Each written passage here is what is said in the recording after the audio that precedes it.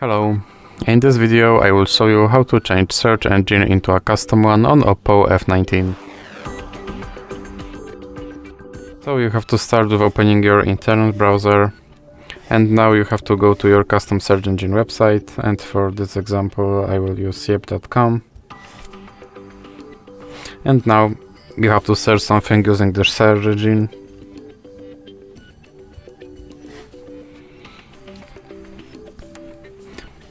And you can now click on the three dots icon, then click settings and click on search engine, and in recently visited you should have now yep.com option, so you can select that and then click back. And as you can see, my search engine is set to Yep.